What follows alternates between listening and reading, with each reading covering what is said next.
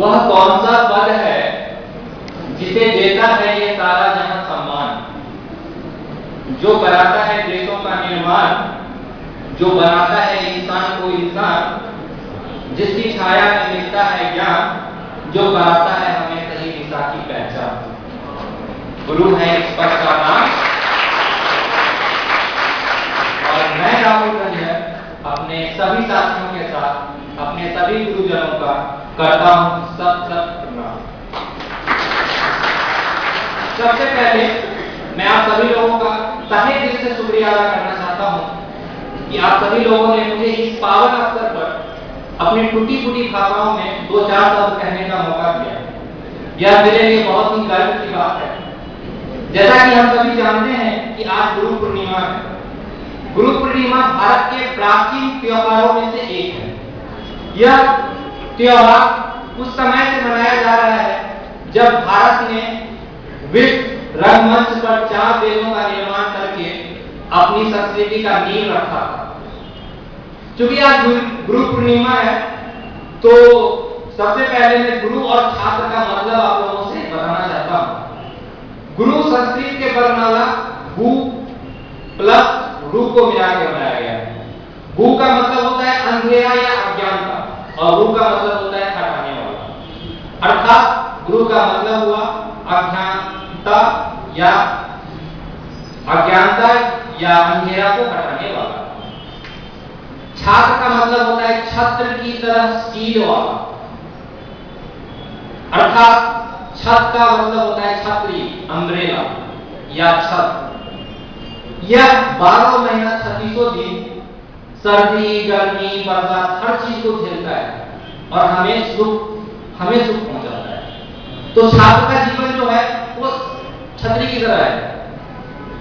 खुद तो बस झेलना उनको आना चाहिए और उसके बदले में देश को, समाज को, राष्ट्र को, विश्व को कुछ ऐसे कारनामा करके आप दिखाओ ताकि उनको खुशी मिले। कबीरदास ने अपने दोहे में कहा था, यह तन विष की बैली गुरु अमृत की खान, शीश दिए जो गुरु मिले तो भी सस्ता जान। इसका मतलब यह होता है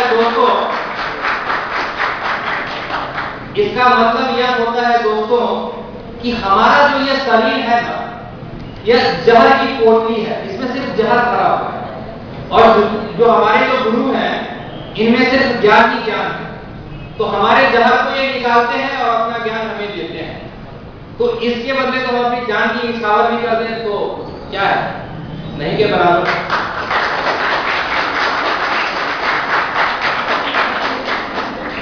भाइयों, भारत में जितने भी पर्व मनाया जाता है उसके पीछे कुछ ना कुछ कहानी होता है।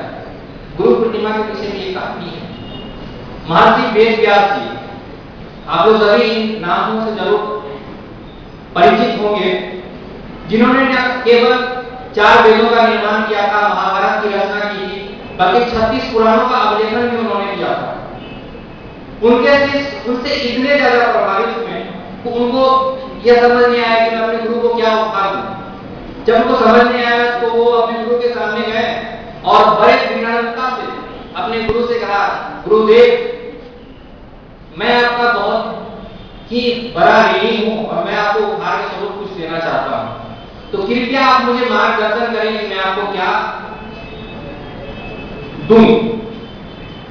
महर्षि वेद व्यास ने बड़े भावुक मन से बोला, वर्ष का सिर्फ एक दिन चुन लो और गुरु के लिए समर्पित कर दो। मुझे इससे बड़ा गिफ्ट मेरे लिए और कुछ नहीं होगा। और ठीक उसके बाद से आषाढ़ महीने के पूर्णिमा तिथि को यह पर पूरे भारतवर्ष में हर्षोल्लास के साथ मनाया जा रहा है। मेरा ऐसा मानना है कि शिक्षा, शिष्य और शिक्षक, इन तीनों का संबंध हमें जरूर समझ में आना चाहिए। और गुरु पूर्णिमा या शिक्षक दिवस ये सब ऐसे मौके देते हैं कि हम इन तीनों के अंतर संबंधों पे गहराई से विचार करें, क्योंकि बाकी टाइम हमारे पास फुर्सत होता नहीं है, तो कम से कम आज के दिन तो कर सकते हैं। और खास करके उन छात्रों के लिए जो यह सोचते हैं कि गारंटी के दौर में फैशन के दौर में गारंटी की इच्छा ना रखें, तो उन लोगों के लिए और भी ज्यादा इंपॉर्टेंट हो जाता है ये चीज, क्योंकि सिर्फ शिक्षकों के सामने बड़े बड़े भाषण और बड़े बड़े आयोजन आयोजित करने से ही और शिक्षक का सम्मान संभव नहीं है। क्योंकि ऐसा देखा जाता है कि शाम ढलते ढलते शिक्षक दिवस या गुरु पूर्णिमा भी समाप्त हो जाती है और हमारे मन में जो यह भावना उठती है यह भी समाप्त हो जाती है। तो दोस्तों, रहो जमीन पर मगर आत्मा का ख्वाब रखो, रहो जमीन पर मगर आत्मा का ख्वाब रखो, अपनी सोच को हमेशा लाजवाब रखो। सवाल हो जाए जब जुनून सर पर, सवाल हो जाए जब जुनून सर पर कि गुरु जी से कुछ पाना है, रह जाएगा फिर क्या इस दुनिया में जो हाथ नहीं आना है।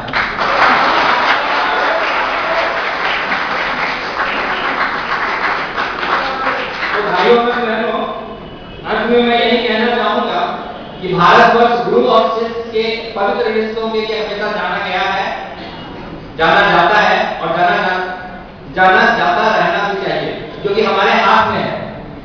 और हमें यह कभी नहीं भूलना चाहिए कि गुरु का आदर करना हमारी कोई मजबूरी है या हमारी एक जिम्मेवारी है।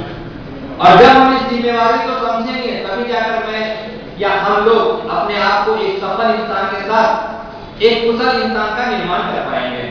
और तभी जाकर यह दोहा भी सही लगेगा हमारे मुंह से बोलते हुए कि गुरुर ब्रह्मा गुरुर विष्णु गुरुर्देवो महेश्वरा गुरुर साक्षात ब्रह्म तस्मै श्री गुरुवे नमः।